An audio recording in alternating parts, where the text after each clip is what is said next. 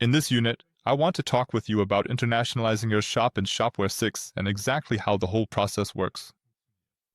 Before we can, for example, translate things in a shop, we need to set up a few basic requirements for your sales channel, because each sales channel can be made available in different languages, currencies, and so on.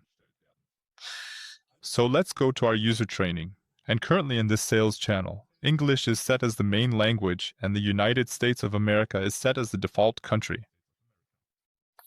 The default language in this case is also English, since that's the only one available.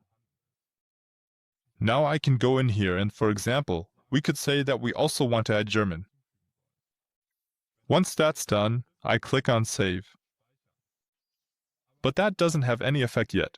So, of course, just by adding the language, we can't expect the shop to already be available in another language. Because we also need to add a domain where this language will be accessible. After all, a text can't be displayed in two languages at the same time. I think that's pretty logical at this point.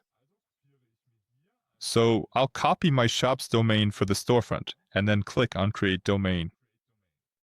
I'll just edit here, and in our case, I'm not using a separate domain for the language, which you could do, of course. Instead, I'm simply adding a suffix to the domain, specifically the suffix EU.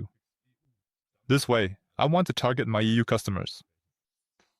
Now I'm asked to add a language, so of course I'll choose German, and also a currency. And in this case, for the EU, that would naturally be the euro. Additionally, I can add a snippet or a snippet set. Basically, these are static texts that appear in the storefront, like, for example, down in the footer, the service menu for the hotline, and so on.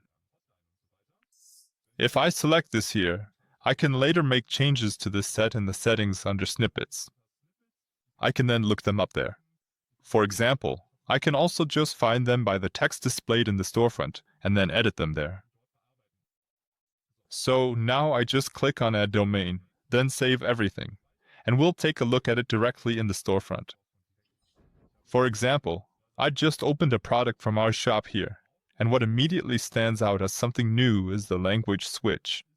We can simply click on it and now say, OK, I'd like the German version of the shop. And as we can see here, a few texts immediately adjust as well, like available immediately here, for example, and so on. Or here as well, yeah, the standard texts that just come directly from Shopware. Now, of course, there are still things like the product description, for example, and I'll show you how to translate that as well. For that, let's go back to the administration.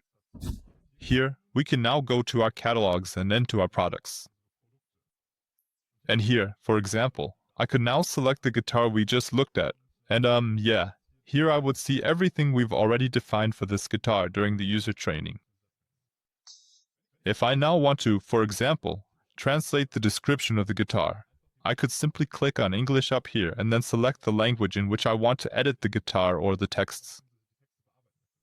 If I now select German here, for example, we can see here the current content, or rather the description of this guitar, and I could simply adjust it here for German as well.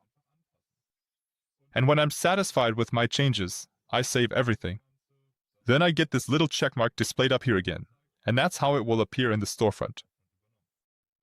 I'll see you in the next unit.